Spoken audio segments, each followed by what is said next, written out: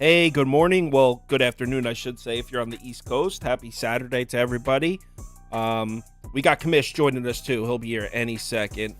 There's 16 games on today, but I'm not touching the doubleheader, so we're really going to go through pretty much 14 games. I got a lot of bets out for a Saturday. I think I got like 10 bets out. I have 3 top bets, and they're all dogs. I like the slate today, so let's run the intro. Oh, here's Kamish here. So I'm going to run the intro, and we'll get to it. Welcome to the source. The source.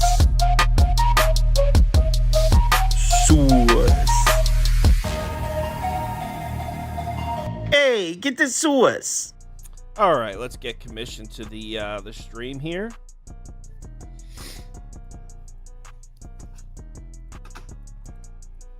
And here he is.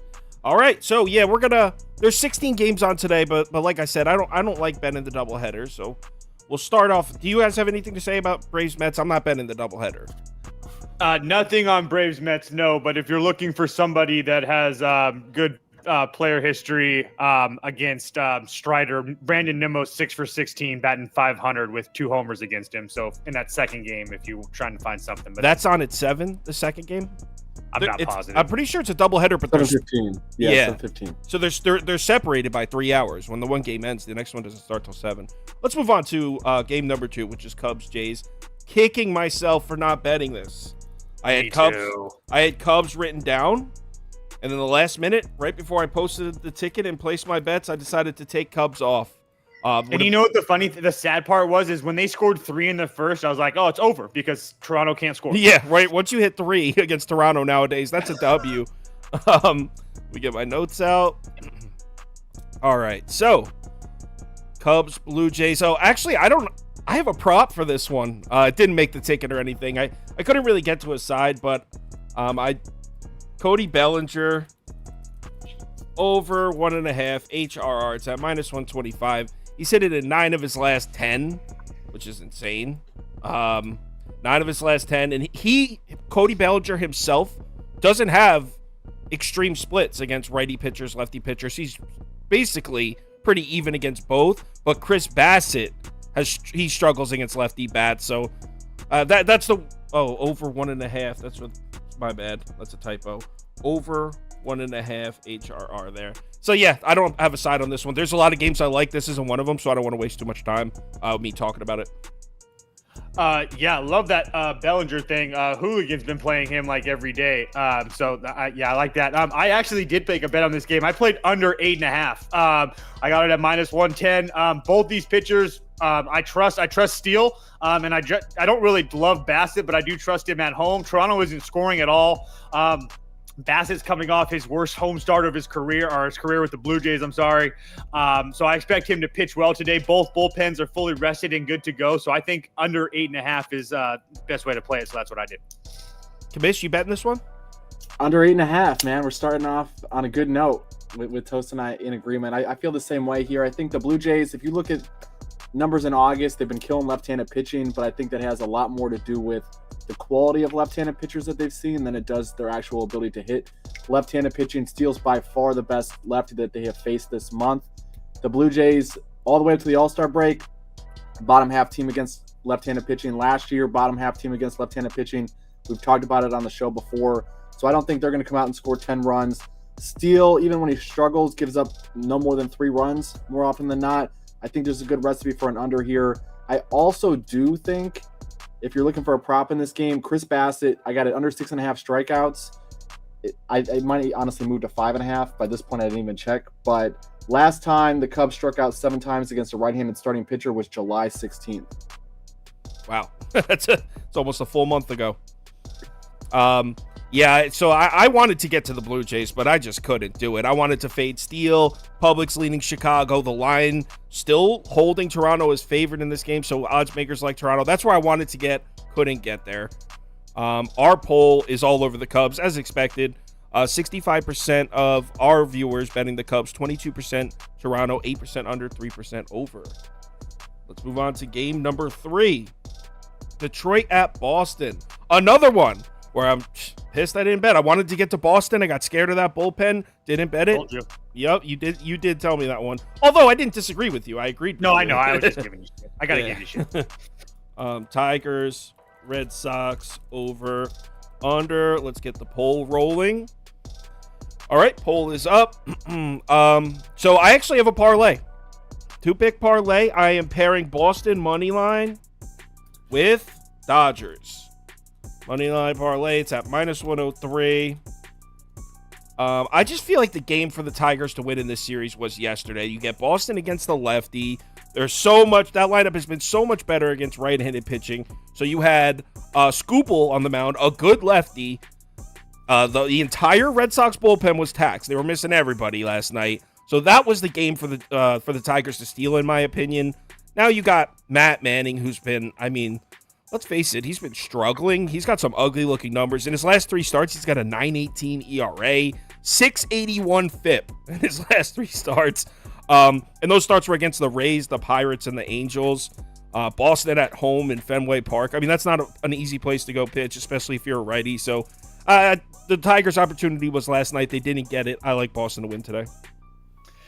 Yeah, I couldn't agree anymore. I think this Tigers team had a good couple games against Minnesota, but I don't think that's going to work here today or in the series against Boston. Brian Bellows, my guy. I know that.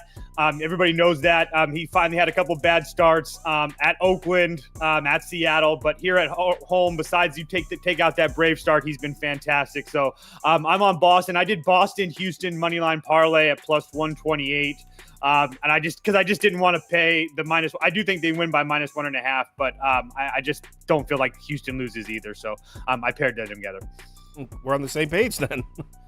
Kamish? Yeah, well, we're all on the same page here. I attacked this a little bit different, but same vein of thought right here. I took Matt Manning under 3.5 strikeouts. I got it at +115 earlier this morning. Right now I'm looking at MGM. It's -130. 6 lefties in the lineup for Boston. Matt Manning this year, 21.2% K rate against righties, only 13.1% against lefties. A lot of those lefties in the Boston lineup are high contact as well. And where we talked about Toronto's offensive numbers being inflated because of their inferior arms that they've seen, I think Boston has seen some pretty decent right-handed pitching of late. They're still only 12th in K percentage in August against right-handed pitching. Today, they see Matt Manning, I think, under 3.5, especially if it's, if there's a better price than -130, I think absolutely jump on that. It's crazy. The prop market is so volatile. I mean, I Prop Beaver, who I sit next to all day, every day, he was really into that. And then just following, he'll find a play he really likes, and 10 minutes later, it's not available. It's crazy. Yeah, DK pulled it. I gave it out in our VIP, and they yanked it. Pulled it. I've heard that a lot. So our poll all over Boston, as you would expect. 72% of our viewers bet in the Red Sox, 16% Tigers, 5% over, 5% under. Let's move on to game number 4. Yanks at Marlins. This was a big cash for me yesterday. I had Yankees as a full unit at +126 or whatever. Yankees, Marlins, over, under. Poll is running. I'm going right back to the Yankees again. I know Sandy's look good, and this really isn't a fade of Sandy. This is a fade of the Marlins bats, man. So Yankees money line, I think it's +136. Going right back to a team at +136 that's just playing way better. I mean, Miami's 7-17 since the All-Star break. 7-17. They're 3-8 in their last 11. They're not playing good baseball at all right now, and they're still being priced like a playoff team. So let's just take advantage of this. I've cashed several bets in the last week or two, faded the Marlins. I don't see any reason to stop now. Obviously, Miami's got the serious starting pitching advantage here, but still, I don't think that's enough to overcome what I think is a slumping lineup. They have a lot of cool guys. I always say they have a lot of cool pieces that like you root for, but they just haven't been producing. So I get to fade the Marlins bats at close to a +140 price. I'm going to take it. Watch your mouth with that. I know you're so offended if someone makes fun of the Marlins. I played over 7. I played over 7 last night. I think it's 7.5 now, but at a little bit better price. I don't mind that. But I just think it's too big of. I just think it's too small of a number for these two teams. Sandy hasn't been great. It's a bullpen for the Fish that you're probably not going to see much of him with Sandy pitching. But it's a bullpen that I can't trust yet. And it doesn't only take a couple bloops and a blast. If this game's at 4 or 5 runs to send this game over. I understand that the Yankees bullpen has been pretty decent at this, but at the same time, like I just said, it doesn't take much to get over 7 in this game. So even if the Yankees skipping, is absolutely he's skipping for me too. Yeah, you're skipping. I heard slaughter then, and the Yankees could have put up 5 or 6 themselves. Yeah, Toast is skipping. So, go ahead, Commish. Toast will just leave and come back, and that's how he fixes it. He does it a lot. Okay, yeah, no problem. I'm actually on the opposite side here. I bought a half run. I'm taking the under 8. I'm with you, Sauce. I think the Marlins bats have been so bad. Month of August, they're 25th OPS against right-handed pitching. I do think having a bullpen-ish day from the Yankees as well, with Michael King getting the bump to start, that's really tough on hitters because you're never going to see the same pitcher twice in a game. More than likely, you're definitely not going to see anyone 3 times. That's really tough on an offense that has already been struggling. I hear what he's saying about Sandy, and I'm not necessarily pro Sandy. I wasn't necessarily pro Sandy last year either, but I think 8 runs, Marlins Park, it's tough to score in that ballpark, especially in day games. So for me, it's an under in this spot. I'd buy that half to get to under 8. Yeah, I think if I had to pick a side, I'd be on the under also. I don't know. The Yankees, it's kind of like if they're going to score runs, it kind of doesn't matter who's pitching. I like but that. They're 17. They're bottom half of the league in OPS against right-handed pitching this month as well. So they've scored runs, but it's not like they're consistently going out there scoring 4 or 5 a night. They are definitely not consistent. Toast still not back yet. Oh, here he is. Let's get him back in here. Coming from your phone, I see. All right, let's get him back just a second. And he's back. So actually, Commish went the exact opposite of you. He went under 8, bought a half run. Let's get him back in here. Coming from your phone, I see. Toast, can you turn the volume down? Yeah, my computer's tripping. Can you turn the volume down? Because I hear my own voice coming through your microphone. But all right, let's move on to the next game. Oh, actually, first, let's take a look at the poll. Looks like 42% Marlins, 36% Yankees, 11% over, 10%. I respect that. I can't argue with the commish. All right. Let's move on to the next game. Yeah, how's that? It's good. I can't hear myself now, so we're good.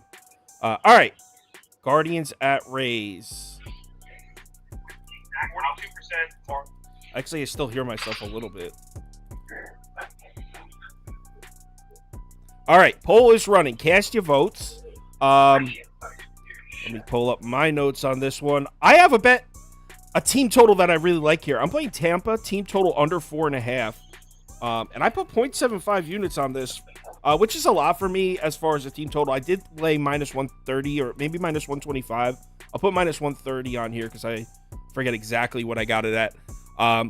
So Gavin Williams seems to have settled down. He really seems to be pitching well, especially on the road. He's made 3 road starts in his career. He's got a 2.12 ERA, a 161 OBA. In his 3 road starts, opponents are batting 161 against this rookie and a 315 FIP. So he's been excellent in his 3 road starts. You want to know who they were against? At Kansas City, okay, I'll give you that one before they were hot. But at Texas and at Houston are the other ones. So let's give this kid some credit. Pitched really well on the road. I've said it a number of times, the Rays don't scare me. They've been a below 500 team for 2 months now. For 2 months, they've been a below 500 team. The bats are mediocre right now. I think Gavin Williams can pitch well. And the Cleveland bullpen should have all of the arms at their disposal. I just really doubt the Rays get to 5 runs in this one. The thing is, the reason I'm not taking Cleveland at that big plus number is I could see the Rays winning 3-1. I don't trust that lineup at all. So rather than try to take a shot with the plus money on Cleveland, I say I thought I played a little safer. I'm just betting against the Rays, against the Rays offense, I should say. Rays team total under 4.5. Toast? Can you hear me? I don't know what's going on. Kamish, go ahead. I'm on the under in this game as well for a lot of the reasons that you mentioned. Gavin Williams, I like a lot. You look at some of his, and this is like the pitching coach in me, but looking at the first pitch strike percentage, 64.5% since he's been called up to the big leagues. Had a ton of success in the minors. He's got swing and miss ability, so even if he does allow a little bit of traffic, he has the ability to get himself out of jams. I'm with you. I don't think Tampa's offense is intimidating whatsoever. And you know how I feel about Cleveland's offense. They've scored 4 runs or less. I think like 11 of the last 13 games or something like that. I think the under makes a lot of sense here. If you do have any type of lean towards Cleveland, there's no way they're winning a game that goes over 8 runs in my mind. So this is like my way of maybe betting on Cleveland without necessarily betting on them, if that makes sense. I like both pitchers. And again, with the bullpen day, the Guardians have struggled offensively. Now you're going against a Tampa bullpen day. That's not conducive to scoring a lot of runs. I think we saw, 17 runs yesterday. So we're getting a little bit of an inflated number here. I think this is probably 7.5, if not for what happened last night. Yeah, I mean, I almost took the under as well. You guys can hear me good? Yeah, now I can. Yeah. Hopefully. Okay, cool. I can't hear Kyle at all. I can only hear Kamish. So, yeah, I'm on Cleveland. I don't really care. I took this number at plus 135. Cleveland should have won last night. I truly believe that. But I got to play them again at the big plus price. There's going to be no J-Ram in the lineup. I understand that he's not going to be there because of suspension, but he only had 1 hit yesterday, didn't have any RBIs. Cleveland still scored 8 runs. I'm well aware that they were all wild pitches and whatnot, but I just don't think in any world Tampa Bay should be favored this much. So I'm going to continue to play against them at these big high numbers until they give me a reason not to. He's got some stones. I guess he can't hear me, but I wanted to get there so bad. I wanted to get there. I'm sort of, we're all playing Cleveland in different ways in this one. So our poll, 50% of our viewers bet in the Rays, 28% Guardians, 18% on the under. A lot of people like the under in this one. So a lot of people riding with Kamish there. Let's move on to the next game. Twins at Phillies. So let's run a poll. Twins, Phillies, over, under. All right, poll is up and running. Let me pull out my notes. I am taking the Twinkies in this one, though. Twins, money line. I wish I was getting a little more of a payout. Twins, money line right there. Okay, so Taijuan Walker, believe it or not, has been pretty vulnerable at home recently. And that's his bread and butter. That's when you like to bet Taijuan Walker at home. But his last 3 home starts, he's got a 4.82 ERA, a 1.34 WHIP, and a 5.04 expected FIP. That's not elite. That's not great. You want to know who the opponents were? The Royals, the Orioles, and the Brewers. So it's not like he saw the Dodgers twice and the Astros or something. I mean, he's been vulnerable at home against a couple lineups that aren't great. I know the Twins lineup have had a few rough days recently, but they were dealing with some injuries in there. As a whole, this Twins team has scored runs on righty starters if you expand the sample size to a month and a half. I fully expect them to score on Taijuan Walker here. On the other side, we got Pablo Lopez pitching on the road. If you remember, for the first half of the season, he was really nice on the road. And we're talking about the Phillies against right-handed pitching. Now, I know that the trend of Phillies being trash against righties has come to an end. But they've gotten to righty starters recently, the Phillies. But you want to know who the righty starters were that they got to? Trevor Williams, Zach Greinke, Alec Marsh, Jordan Lyles, Johnny Cueto. I mean, before that was Sandy Alcantara, and he threw 8 shutout innings against the Phillies. I think Pablo Lopez is going to pitch well. I think he's going to pitch a good game here. I still don't fully trust the Phillies lineup. Twins bullpen completely rested. I'm taking them at plus money. Kamish? I don't have anything official on this game yet, but I'm looking at the over here. The Twins pitching staff has just been abysmal since the All-Star break. I mean, they've really been abysmal really since the early part of July as well. Citizens Bank, it plays pretty hitter-friendly, especially in day games for the most part, so I think you have that added bonus as well here. Pablo Lopez has been good, but not great. The Phillies, like, I'm 100% with you. The quality of the arms that they've seen as of late has not been great, but still a little bit hard to discount the fact that they're third in OPS and they are second in ISO against right-handed pitching during the month of August. Taijuan Walker, we talked about it on this show a few weeks ago. For whatever reason, the dude comes out of the All-Star break and his velo goes down. every single season without fail. First half of the season, his fastball was sitting around 93 miles an hour. Last couple starts, closer to 91 on average. I think we're going to see the same thing the second half of the year from Taijuan Walker. I think there's a path to a lot of runs scored today. I hope it's the Twins. I hope the Twins win 8-5, but I do think there's probably a good path to an over. Let me try to get Toast back in here 1 second. I see him in. Paste. See if this one works. For some reason, I don't know what's going on with his stream. I can't get him. There we go. Hey, can you hear me? Yeah, I can hear you. I'm sorry. You're back. I don't know what's going on. I apologize to everybody, but I think you're fucking crazy. I'm on the Phillies, baby. Ring that goddamn bell. I understand how bad Taijuan Walker has been in the second half of the season of his whole life, but if there is one lineup that I trust to shit the bed, it would be that Minnesota Twins. So, excuse me. So Pablo Lopez has been really good for them, especially on the road. But I think this Phillies team is just humming right now. I just cannot pass up this Phillies team at such a short price. Commish, were you saying something? Yeah, I have a quick question. I saw someone in the comments that most of the Phillies are batting under 250 against Pablo Lopez. I've had this debate with a few people as of late. How much stock do you guys put into batter versus pitcher data? Mostly not much, just because some of it could be from years ago. And personally, not much. I mean, I do look at it, but unless it's like extreme, I kind of disregard it. Yeah, it would have to be extreme, and then usually if it's an extreme, I'm going to use that in like a player prop, most likely. As far as like the handicap of the general game, it's very... Well, you know what? If it's like... Well, Lance Lynn just got traded, but if it was like Lance Lynn versus the Twins, like a team that he pitches against 4 times every year, then maybe I'll take into a consideration, but... Pablo Lopez, you know that all those at-bats are going to come from his days with the Marlins. Who knows what kind of situation? I don't know. I personally wouldn't put a ton of stock in it. I like it. I personally like it more when those batters have better history at that ballpark. Like, for instance, like last night I was talking about Fernando Tatis loving to hit at Chase Field. And there you go. 2 singles, a double. Like, so I'd rather have them have better history at that field because that tells me that they like the sight lines and all that good stuff. They're more comfortable in the box. Do you not put a lot of stock in it, Kamish? I haven't looked at batter versus pitcher data in like 3 or 4 years. Wow. So I think it's completely nonsensical, and I don't mean that in a derogatory way whatsoever. I just mean that in the sense of, like you said, pitch mixes change year to year, if not game to game with a lot of these pitchers nowadays. We see guys going to new teams. They're completely different pitchers in 2023 than they were in 2022. Hitters are changing. The game is changing. And those at-bats are such small sample sizes. Even if you have 40 at-bats against a pitcher, like you're using like the inter-division example of like Lance Lynn against the Twins or like Shane Bieber against the Royals, something like that, that's still only like 40 at-bats, and that's still a very small sample size over a large period of time.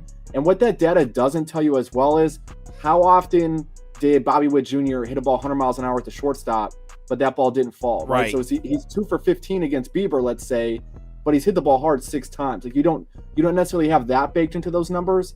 Where platoon splits, like versus righties versus lefties, you have such large sample sizes for that. I just find those to be a lot more predictive from a player prop perspective, from a sides perspective, a totals perspective across the board. I do put a lot of stock though into what Toast said about guys at specific ballparks. He mentioned Tatis. Mookie Betts has admitted a bunch of times how much he loves to hit at Kauffman Stadium. The batter's eye is different at every single park that you play at. That kind of stuff matters a lot. Some guys are just comfortable. Some guys have family that show up. So that gets them out of that monotony of like, oh, it's just another baseball game. We're on the road again, whatever. So I think that stuff matters a lot. But I always tell people, I don't put any stock into batter versus pitcher data at all. But I'm always curious what other people think because we all have different approaches. And a lot of times 3 of us end up on the same play or the same variation of a play. And I think we all have different approaches. So I'm just always curious what other people think. Yeah, I mean, I for the most part, I agree with you. I just look at it to make sure it's not something crazy. A lot of the times, sometimes I just need it as a talking point, even if I don't personally put any weight into it. Sometimes if a lineup is 21 of 40 off a guy, I'd be crazy not to mention that on the show, even though maybe it doesn't weigh my decision. Some people would like to hear it. Sometimes there's a bit of that too. But our viewers, 54% of them bet in the Phillies, 30% bet in the Twins, 8% over, 6% under. Let's move on to Oakland at Washington in the ultimate who gives a shit game. Well, you might. You had a big bet on them yesterday. I don't want to didn't talk you? about. I can't. As soon I wasn't too mad at this one because I liked my bet. I liked Oakland and I lost. Happens. But I swear, as soon as I turned the Reds Pirates game on, before the Reds even scored, it was 0-0. 5 pitches in, I was like, I fucked up. I'm on the wrong side. I'm on the wrong side of this. But whatever. This one is a straight pass for me. I have no interest in betting this. I have a lot of bets out. No need to force anything on games I don't like. Yeah, same for me. It'd be Nats or pass for me, but I would not be betting the Nationals personally. Nats or pass. Got it. Nats or pass for me as well, but yeah, we have 16 games. Why are we betting on Oakland and Washington? Exactly. If there was a 6-game slate, I'd find something, but nah. Yeah. Let's move on to the next game. Very quick poll, but from the brief votes we do have, 68% bet in the Nationals, 20% Oakland, 7% over, 3% under. Oh shit! MMA fortune teller's here. What's up, man? I've never even seen you in a stream before. That's my guy from Instagram, does UFC bets and stuff. What's up? Thanks for joining the stream. You know what? I put it on my Instagram story. That's probably how he found it. Welcome to the comments, bro. All right, Reds at Pirates next. Isaac Dulgarian. I don't know who that is, but I will be betting that UFC card tonight. That's for sure. So we got Reds at Pirates next. I put down Reds or pass. This is another one I don't really want to talk about. I could see. The thing is, I kind of like. Hold on one sec. Let me pull my notes out rather than try to freestyle it. All right, Reds or pass. Where are my notes? Wait a second. Is it? I have T Hatch here. I thought it was Andre Jackson. Is it not Andre Jackson starting? Let me go. I don't know. It didn't really matter to me, but yeah. It's Thomas Hatch now. All right, so this is a pass for me. I'm switching to a pass. I didn't bet it anyway, but the reason Andre Jackson has looked good as hell in his 2 appearances with the Pirates. I happened to be watching the Pirates-Braves game when he came in, and he threw 2 shutout innings, no hit, 4 strikeouts, and he did the same thing in his previous appearance. In his 2 appearances with the Pirates, he has 5 innings, no hits, no runs. But I don't even know if he's pitching now, so whatever. Pass this game. It's the Reds for me, just like yesterday. Reds on the money line, Reds minus 1.5 for a small, big plus price at plus 145. Yeah, I'm going to continue to find ways to fade this Pittsburgh Pirates team. I still think coming off of that series with the Braves, they played out of their mind. I still think this is a down spot. Reds are still in the thick of a playoffs race. No matter how bad they've played, they've still put themselves in that position. So I'm going to continue to take this team at a cheap price. Kabish? Yeah, I was on the Reds minus 1.5 yesterday. I thought that price was crazy. I think the same thing again today. I haven't locked it in yet just because I'm not 100% sure if I'm going to go team total or if I'm going to go Reds on the side here, but it'll probably one or the other.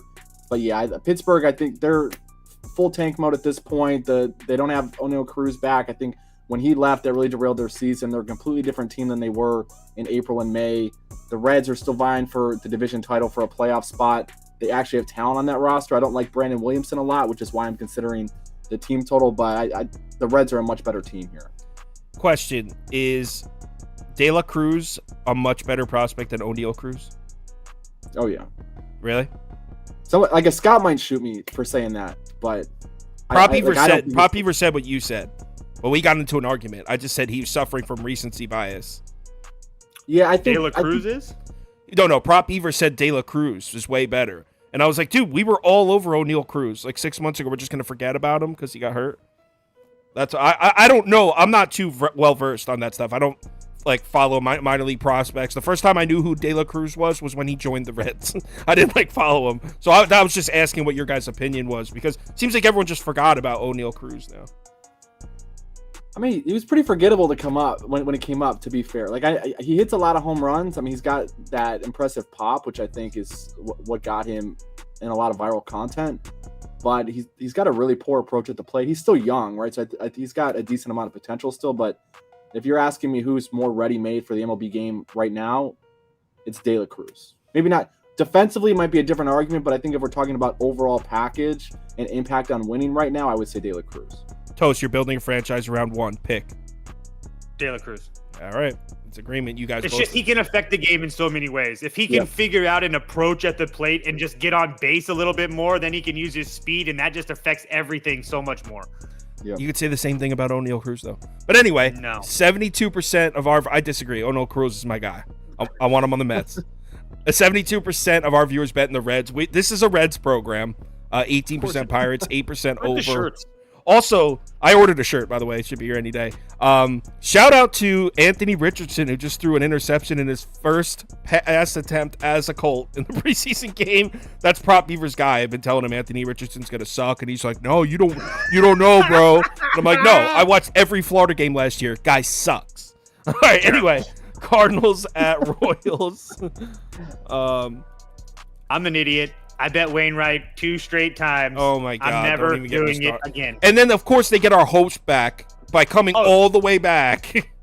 Oh, Dude, my God. I had a fantastic day today or yesterday. I think I won almost 5.5 units, and my 3 losses were the White Sox, who scored fucking 6 runs, Cleveland that scored like 6 runs, and another dog I can't remember what it was. But yeah, I could have had an absolute monster if any one of my dogs who all scored 1,000 runs would have won. Yeah, I took a loss on the Cardinals as well. This one, how weird is it that we're looking at Cole Reagans or Steven Matz, and we're looking at like a pitching duel here. Both these guys have been excellent in his last 6 starts. Check this out. Look at these numbers. In Steven Matz's last 6 starts, he's 3-0 with a 1.65 ERA, 0.92 WHIP, and a 2.69 FIP. Steven Matz has been excellent. Switch it over to Cole Reagans. Since joining the Royals, he's made 3 starts. He's 1-0 with a 1.02 ERA, a 1.08 WHIP, and a 1.46 FIP. Both of these guys have been lights out. This is probably a little bit square, just playing 2 hot pitchers, first 5 under, but you get 5 at basically even money. I'm taking it. First 5 under 5. It's a fucking super hard pass for me. I don't even want to look at this game. I didn't cap this game. I want nothing to do with this. Mish? Yeah, I just don't like St. Louis, and when I have that much disdain for a team, I try to avoid them as much as possible. But I thought they were overrated last year. I've been like secretly relishing the fact that they've sucked so bad in 2023. So I get enough enjoyment out of it that way. I don't need to put any money on their game, so it's a pass for me. Yeah, I mean. Also, I saw someone say "Don't free Beaver," which I thought was fun. So, wow.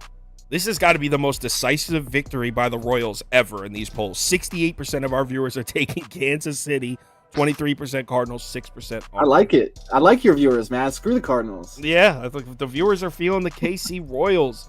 Let's move on to Angels at Astros. Let's run a poll. It's the bad guys, baby. Angels, Astros. Yeah, I mean, trust me, if there was a way to get to the other side and sneakily take the Angels, I like betting the Angels. Toast can attest to that. I like. So you like Tyler Anderson is what you like. I like Tyler Anderson. I'm a Tyler Anderson apologist. Not today though. Like I said, if there was a way to get to the Angels, if there was some kind of angle, I'm not seeing it. Houston -1.5. Yes, even at home. I think last night was pretty on par with what we can expect when these two teams play right now. I mean, you can almost copy and paste what I said yesterday too on the Twitter Spaces. The Angels had Reed Detmers throwing last night, and what I was talking about is the Astros numbers against lefties. They've been dynamite against left-handed pitching.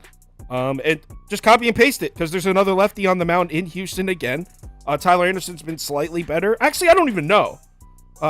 Reed Detmers had a kind of a hot streak too. So I'd call that a watch. I think the Astros bats will get to Anderson too. I know JP France is not Verlander. That being said, JP France has been pretty goddamn good. His last 2 home starts, he went 14 innings pitched, just 2 earned runs. Those games were against Texas and Cleveland, so he's not pitching against the A's. I don't see any reason not to go Houston -1.5. Right back to it. I couldn't agree more. I'm all over Houston. I did Houston -1.5. I also Houston. I got Houston in a couple of spots, but yeah, Houston -1.5. Look, JP France is like secretly top 5. I don't really pay attention to ERA. It's not like a stat that I really pay attention to, but he's got a 2.75 ERA. I don't know. I think that was like 3rd last week. I don't know if anybody's overtaken him or whatever, but he's been fantastic. I mean, all of his last 3 starts, all 7 innings, 2 runs or less. 2 of them at home against Cleveland and Texas. 1 of them on the road against Oakland. In his last start against the Angels, he got throttled. I mean, 9 hits, 4 in the 3rd innings, 4 runs. So I expect him to pitch much better here today. I don't trust this Angels team at all. And then on top of the fact, Houston's just killing the ball. I mean, if you take a look at the last few games and their runs scored, 11, 4, 8, 7, 9, 1, 7. This team's putting up numbers. Singleton, our boy, hit a couple knocks yesterday. That was cool to see. I think everything is humming in Houston right now, so I have no problem playing them today. Kamish? I'm with you guys. I think maybe a little bit of a unique look for the community just to change things up so we're not on the same thing here. First run, Houston Astros +100 on DK. I'm looking at right now. JP France, I know a lot of people don't like him for a lot of reasons. May and June, first pitch strike percentage was 53.4%. July and August, he's up near 70%. So you can see that's just miles and miles of difference right there. The reason that metric is really important, when a pitcher can get ahead, it puts all the stress on the batter. It opens up the pitch mix a little bit more. It's easier to get swings and misses out of the zone, weak contact, getting guys off balance. JP France has done a lot better job of that of late. The Angels defense has also been atrocious. Tyler Anderson, first time to the order, 162 whip, a lot of balls in play, a lot of traffic on the base pass. I think if JP France can hold the fort down for 1, maybe even just 1 inning, but possibly 2 innings, I think Houston should be able to get on the board relatively early today.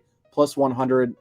I think that's a fun. I've never played this market before. I was just looking for a different way to play this while you guys were talking. And I think that could be an interesting way to get a little bit of fun money on the game. Yeah, I mean, I'm surprised it's +100. If you asked, I would have. Same here. Yeah, it's because they're the home team. Yep. I would assume. Right. Yep. Yeah, I mean, that makes sense. Someone goes, Sauce, you changed, man. You used to call him JP Fraud. I did. I am guilty of calling. He's throwing more strikes. I am guilty of calling JP France JP Fraud on this show. 77% of our viewers betting Houston, 11% Angels, 7% over. Let's move on to the next one. That's funny, man. I completely forgot that I used to call him that. Anyway, Brewers at White Sox. I told you not to bet them last night, Toast. I told you. I mean, I'm not mad about it. At +160, I score fucking 8 runs. No, I thought you had it too. I thought you had it for most of the game. I should have. I didn't watch one pitch. I was just like on the score app. Brewers at White Sox. Let's open up my notes. This is a pass for me. But hold on. I actually would love to take the White Sox tonight. But wait a second. No, this isn't I wrote the same game twice. I'm Brewers +1.5 here. That's why I was confused. Wrote the same game twice. Brewers -1.5. Brewers -1.5. Yeah. See, what happened was I passed and then I decided to change it and I forgot to delete the pass out of there. So Brewers -1.5. I'm on and I am betting this. Not crazy about the price, but I think Milwaukee steamrolls them here. They just played a 10-inning game, a lot of bullpen usage, and the difference between these two teams is Milwaukee's far more equipped to deal with bullpen usage than Chicago is. Like I've mentioned 1,000 times, the White Sox traded their 4 best bullpen arms at the deadline. I know the White Sox bats are making some noise, but I like Woodruff to pitch well. He looked great in his first start back last week against a Pirates lineup that's at that time was giving some righty starters problems. So I like Woodruff. I like him to pitch well. Devin Williams, I know he's had some usage, but he's most likely available. He only threw 14 pitches last night. And then on Thursday, on Wednesday, he threw 9 pitches. So yeah, he's been used, but I think he's available if the Brewers need him. I'll lay the 1.5. White Sox team total over 3.5 at +100. This team is just continuing to score runs. They have a shit pitching staff, but over their last few games, here's their runs scored: 6, 9, 1, 5, 5, 7, 2, 3. This team can put up runs. I think Brandon Woodruff's really good, but at the same time, this is his 4th start this year. I've talked about that in the past. It's just not a place where I like to back these pitchers. You might start seeing a little bit of fatigue there. That's just a personal thing for me, but I just think that at 3.5, this number is way too low for the White Sox. So that's how I decided to attack this one. Kamish? I like Brandon Woodruff under 7.5 strikeouts. It's a little more. It's a little juiced right now. I'm looking at FanDuel has the best line, but even if you're someone who doesn't like the juice, throw it in a parlay piece, whatever, if you have to. But I just think this number is way too high for the reasons that Toast mentioned. I know he struck out 9 in his last start. I think it was against the Pirates, but I'm not the biggest fan either of when guys are within their first month back in action. There's a lot of volatility. They can have one great start. They could totally lose at the next start out there. He's pitching in different locations. He's been in Chicago. He's been at home. He's been all over the place. So under 7.5 here, I think there's a reason that Caesars, which is a pretty sharp book, has this juice to the gills at -193, and FanDuel, which is usually not as sharp, is lagging behind by about 40 points in the juice here. So I think -158 on FanDuel. Again, parlay it if you want, play it as a straight, but I think he probably goes under, and it might be easier than you would think. That's probably a arbitrage opportunity with that much difference between the books. Let's see what our poll says, and our viewers are betting Milwaukee, but not by a landslide. 44% bet in the Brewers, 33% bet in the White Sox, 16% under. Wow, a lot of under bettors here. 5% over. Let's move on to game number 12. Padres at D-backs. Let's run a poll. Padres, Diamondbacks, over, under. All right, poll is running. Cast your votes. I mean, do we even need it? Of course I'm betting the Padres. Of course. My God, I thought you were going to do it. No, I mean, of course. You pretty much just copy and paste what I said. This is the worst team in baseball, I think, right now. Maybe. I mean, Arizona has been terrible. What are they, 11-40 in their last 51 games? I think it's 11-30. I might be exaggerating. It's bad. I got him down. Don't worry. And I know a lot of people don't like to fade Zach Allen at home. Okay. But the truth is, Arizona's 0-5 in Zach Allen's last 5 starts. 0-5. So, yeah, that doesn't scare me. Padres at plus money, no doubt. Everyone's betting Arizona, let them. Yeah, everybody go ahead and bet Arizona. The Snakes are free. They're 1-9 their last 10, 3-17 their last 20, 7-23 their last 30. In what world should Arizona be a favorite, let alone a big one at that? Yeah, I'm all over San Diego. Tatis 3+ total bases as well. Hassan Kim over 1.5 hits, runs, and RBIs. You already know the deal, boys. Let's get it going. Kamish, are we sweeping? Yeah. I know. I think this is just a case where people are looking at a starting pitching matchup and getting a little bit scared here. But I watched that entire game the other day when Dallas Keuchel pitched against the Diamondbacks. The Diamondbacks are just completely off balance against left-handed pitching, and I think Rich Hill being a little bit more of a soft tosser as well. It's another situation where if they can just play some reasonably good defense behind him, there's probably not going to be a ton of hard hit balls. There's probably not going to be a ton of runs scored. And I'll be honest, I think this is such a unique year in the National League in the sense that there's absolutely nobody deserving of a Cy Young award. I wish we could just give 2 Cy Youngs to guys in the American League. The fact that Zach Gallen is the current odds-on favorite to win this award is being baked into this money line price today. But I think in another year where more guys are having success, or maybe Kershaw's not on the IL for 2 months, the Padres are favored in this game, without question in my mind. That's crazy that he's the favorite to win the Cy Young in the NL. That's just nuts. But I mean, and I say this as someone who has a very, very long shot ticket that just needs Zach Gallen to win the Cy Young. He's not deserving of it. But neither is Strider, neither is Snell, neither is Justin Steele. None of these guys are deserving of that award. I would put Steele above Gallen probably. He missed a chunk though. I don't know. Can Kevin Gausman win both the AL and the NL? Because that's my guy. Our poll. Zach Eflin. Guys, bet Zach Eflin because there's no reason that guy should be 150-1 to win the Cy Young. It's not going to happen. He's not getting any respect. But Zach Eflin to me has had probably the most impressive year of any starting pitcher. He missed a little bit of time with an injury, but I don't think anybody realizes just how good that dude has been. If every game was played at Tropicana Field, Zach Eflin would be a -700 favorite to win the Cy Young. 53% of our viewers bet the Padres, 32% D-backs, 8% over, 5% under. Yes, we are joined by Reese.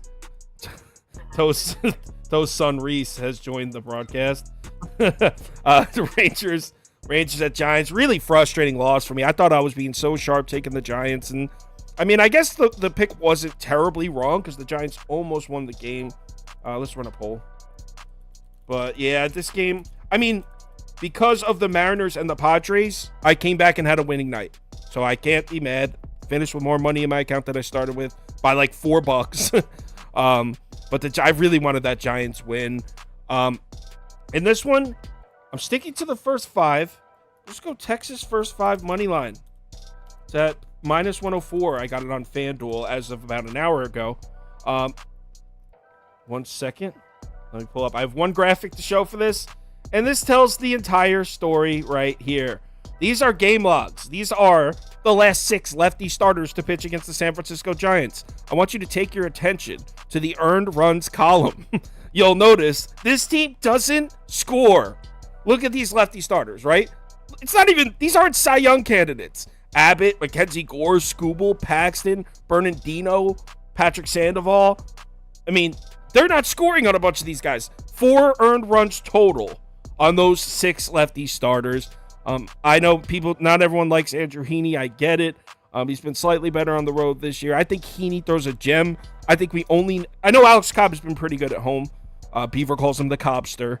He likes Alex Cobb for some reason. I don't. I think all Texas needs is 2 runs to cash this bet for me. I think we're looking at a win or a push at the worst. So Texas first 5 money line minus 104 for me. Yeah, I'm on Texas money line. I got it at plus money. I don't know if it's still at plus money, but yeah. I think it's minus 105. Minus 105. Yeah, you can get it at plus 115 on WinBet really? or Bet Rivers or FanDuel. But yeah, anyway, look, I wanted to play against them yesterday or against the Rangers yesterday. The fact that they were super public. Bochy was coming back to San Francisco. I don't know. I just thought that there might be a good spot for San Francisco to get one there, but obviously that didn't happen. And I think that it's just too short of a price on this Texas team right now with the way that the Giants have been playing. One team is fighting for a playoff spot. The other team is about ready to lose one. Kabish? I don't disagree with you guys at all. The only thing that scared me was I saw someone who loses a lot also on Texas today, so I'm not personally going to play it. But I think it makes a ton of sense. The Giants' defense has been about as bad as it possibly could be, and you have someone like Alex Cobb who's going to rely a lot on his defense. Pitching tonight, I just think it's a recipe for disaster. So again, I'm not on it, but I co-sign Toast and Sauce here. Okay. All right, and our polls on the Rangers, I could see. Let's hit end poll, see where we're at. 61% of our viewers betting the Texas Rangers, 23% Giants, 9% under. We are an under program recently, man. This whole week has been unders. Even though last night I feel like every game went over, by the way. Rockies at Dodgers next. Let's run a poll. Rockies, Dodgers, over, under, polls running. You guys already know I put it up earlier. I parlayed Boston, Dodgers. It was at minus 103, minus 102, minus 103, something like that when I got it. It's probably still somewhere in that range. I don't trust Tony Gonsolin at all, and I actually think Peter Lambert might be a bit undervalued. But, I mean, I have them on the money line. I don't need to cover anything. So, obviously, Dodgers at home at Dodger Stadium against the Rockies should work. Toast? Yeah, I parlayed Houston and LA at plus 110 for 0.75 units. So I just don't think either team loses. So I'm not going to spend too much time. You have Houston. Oh, I thought you have Houston, Boston. I thought I have Houston, Boston, and I have Houston, LA. All right, Kamish.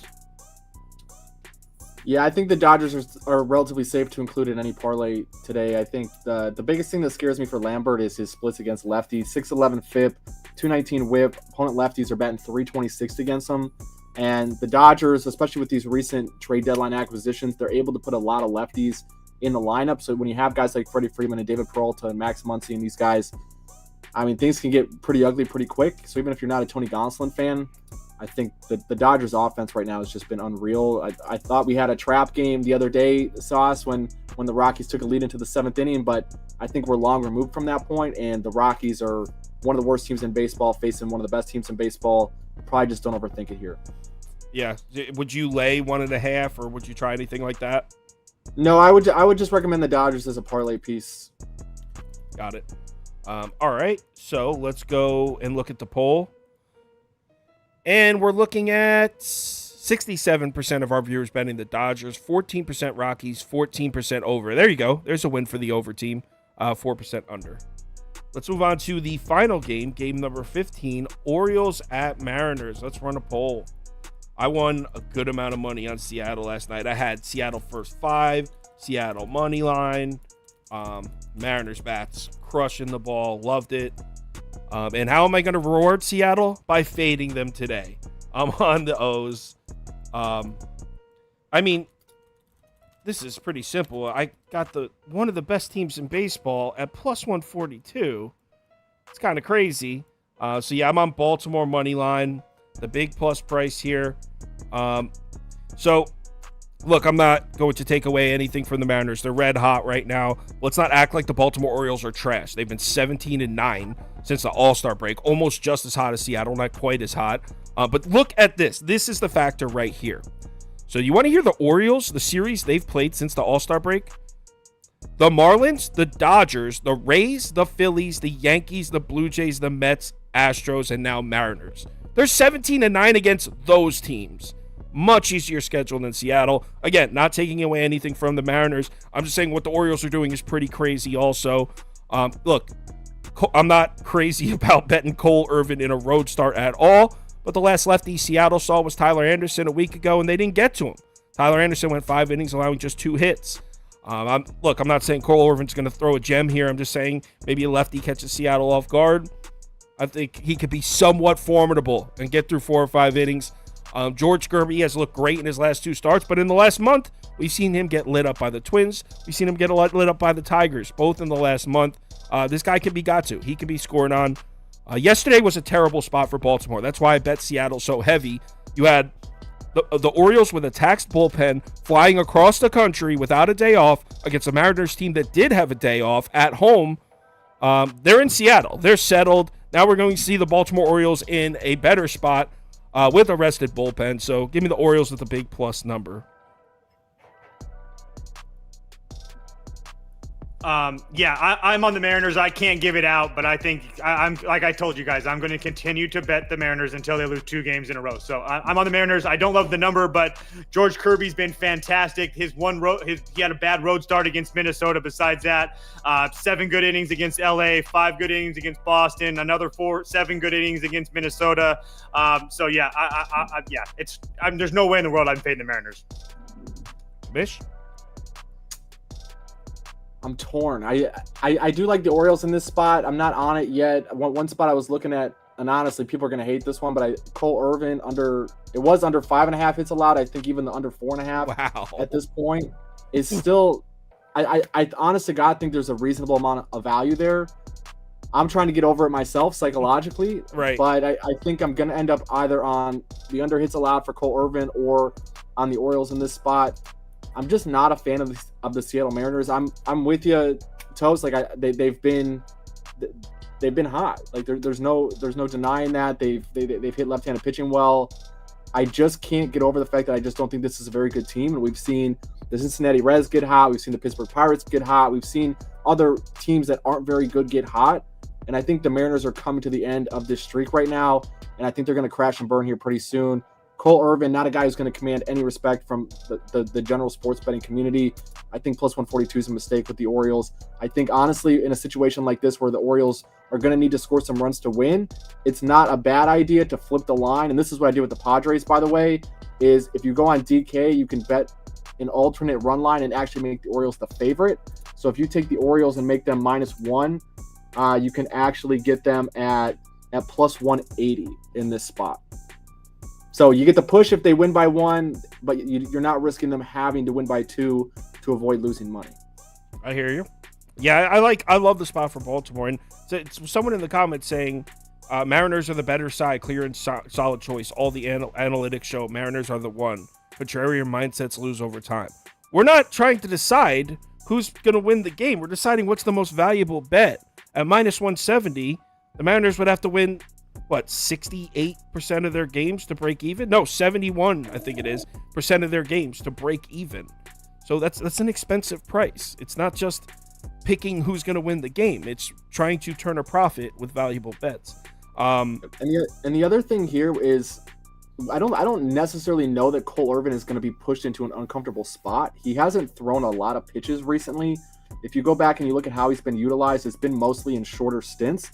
So they're trying to protect him against these second and third time through the lineup. And if you go and you look, he's actually fared reasonably well the first time through the order. 124 whip, at least a respectable K to walk rate, 21% to 8%. So it's not unreasonable to think if he goes through the order once and then maybe gives up a base runner or two that the Orioles can go to the pen and maybe go to another long reliever. So I don't necessarily think you're getting George Kirby against Cole Irvin, which is what the money line price is baked at right now. You might be getting more of a bullpen game from the Orioles.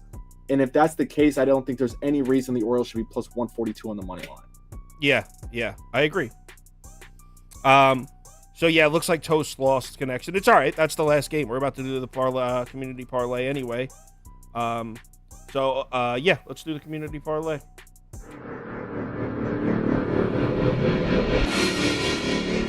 Hey, come on, it's the community parlay. What's the matter for you? All right, can we just...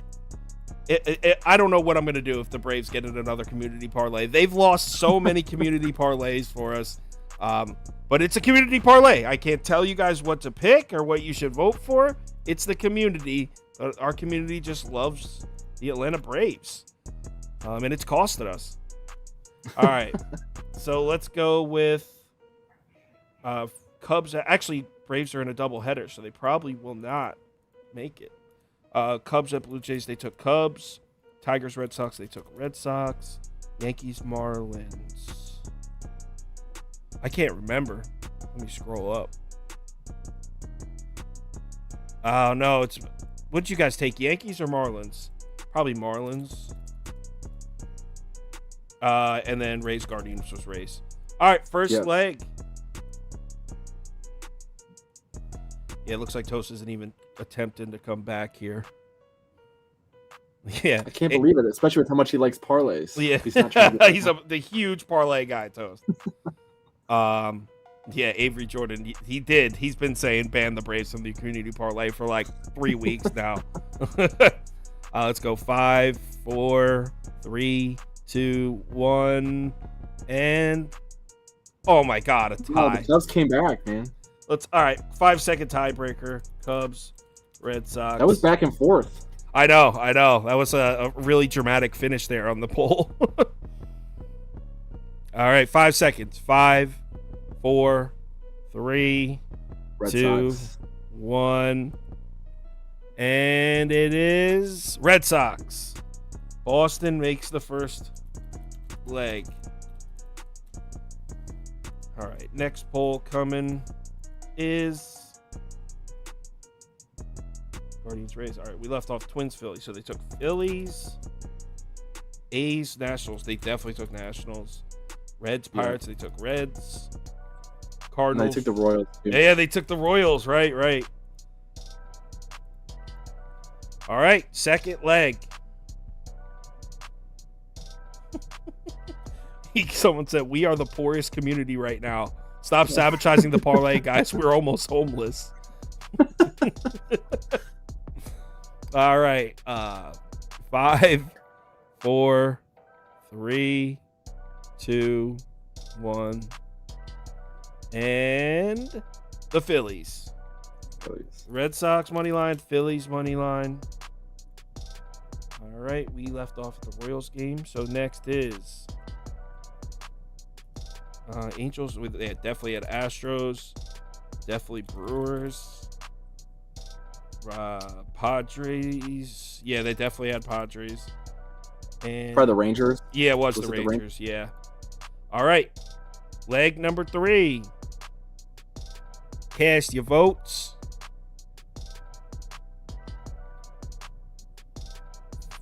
Looks like Astros by a landslide. 5, 4. Yeah. Oh, I can end this one now. It's over. Astros, and then someone want to open up a sports book in the comments and let me know the odds. Toast usually does that. I got it. I got it. Cool. All right, so it's Dodgers. We'll go FanDuel. I usually use FanDuel because it's quick. And then We'll go with some second. So what's the parlay again? It's hold on one sec. Let me get it's this. Red Sox, Phillies, Red Sox, Phillies, Astros, and Astros. Yep. And then last leg coming. Last one. Dodgers, Mariners, Cubs, Reds. Who's going to be the last leg of this parlay? Cast your votes. Cast your votes. Looks like it's going to be the Los Angeles Dodgers. 5-4. Yeah, Dodgers by a landslide. Dodgers. Red Sox, Phillies, Astros, Dodgers. What do you think, Sauce? Is it gonna win? Wait, 552. Someone said I was going to give the odds. It's 545 on FanDuel. 545 on FanDuel. Yep. Red Sox money line, Phillies money line, Astros money line, Dodgers money line plus 545. This one's hitting. I can feel it in my bones. Yeah. All right, let's do this then, because I appreciate you having me on last second. I'm not a huge parlay guy, but I'll throw $10 on it, and we'll give it away to somebody in the community if it hits. There you go. Commissioner's going to put $10 on and give the winning out to somebody in the community. Appreciate that. I'll do the same thing, by the way, so you can double that up. So little extra sauce in the game. Everyone, this is a Chicago Bulls hat. That's like the third person that asked. I don't know where I got it. Probably. Oh, you know what? I get most of my stuff from Fanatics.com. So probably on there. Everyone, enjoy your Saturday. Remember to bet responsibly. I'm playing golf with my mom tomorrow, but it's in the afternoon. So I think I might be able to hop on tomorrow morning and run through some games. We'll see. I'll let you know. But everyone have a great night. I'll be back soon.